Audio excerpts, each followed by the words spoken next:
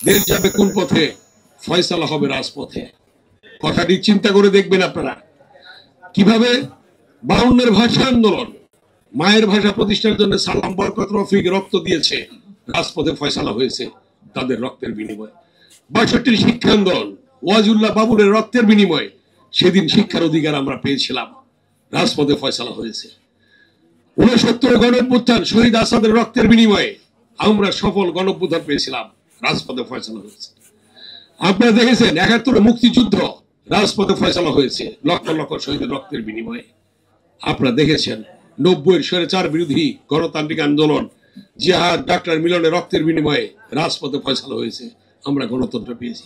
24-এ তারেক রহমান যে কথাটি বলেছিলেন যে এক দফার আন্দোলন, তার মুখ দিয়ে যে প্রতিধ্বনি হয়েছিল যে বিনা ভোটের এমপিরা যারা পার্লামেন্টে বসে আছে তাদেরকে জনগণ পার্লামেন্ট থেকে বের করে নিয়ে আসবে, হয়েছে সেটা। তিনি বলেছিলেন বিনা ভোটের এমপিরা যারা মন্ত্রী হয়ে সচিবালয়ে বসে আছে তাদেরকে জনগণ বের করে নিয়ে আসবে সচিবালয় থেকে, সত্য হয়েছে।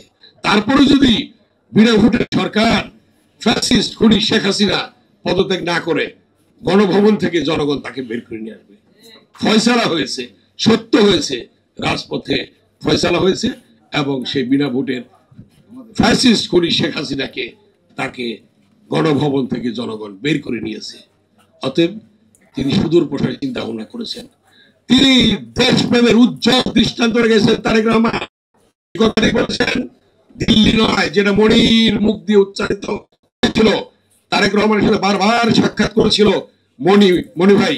এই মনি ভাইকে নিয়ে আমি তারেক রহমানের সাথে বারবার সাক্ষাৎ করিয়ে দিয়েছি, কথা বলেছি। সেই কথাটি উচ্চারিত হয়েছে তারেক রহমানের মুখ দিয়ে, দিল্লি নয়, পিন্ডি নয়, নয় অন্য কোন দেশ, সবার আগে বাংলাদেশ।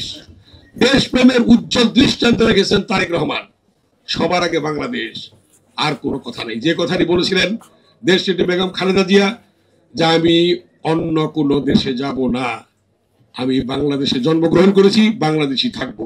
তারপরে তার উপর নির্যাতন চলে আসলো। 6টি বছর তাকে জেলে রাখা হয়েছে বিনা দোষে। বেগম খালেদা জিয়া জেল খেটেছে, তাকে অসুস্থ করে ফেলেছে, তাকে হত্যার উদ্দেশ্য ছিল। আওয়ামী লীগের সন্নাপান্না গুন্ডারা বিভিন্ন দেশে গিয়ে চিকিৎসা নেয়।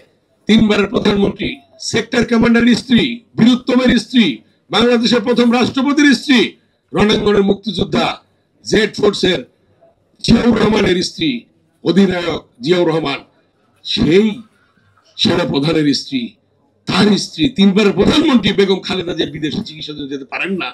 আজকে আল্লাহ তাআলা তো সেটা ফয়সালা করে দিয়েছে, পতন হয়েছে। একদিন আগেও বলছিল যে ফ্যাসিস্ট খুনি শেখ হাসিনা, যে আওয়ামী লীগ পালায় না, শেখ মুজিবুর রহমান পালায় না, কিন্তু দেখলাম একদিন পরেই পালাতে বাধ্য হয়েছে, জনগণ পালাতে বাধ্য করেছে। অতএব জনগণের শক্তির উপর কোনো শক্তি নেই, যে কথাটি দেশনায়ক তারেক রহমান বলেছেন, যে কথাটি সাইফুদ্দিন মনি বলেছেন এবং রাজপথে থেকে সেটা প্রমাণ করেছেন সাইফুদ্দিন মনি।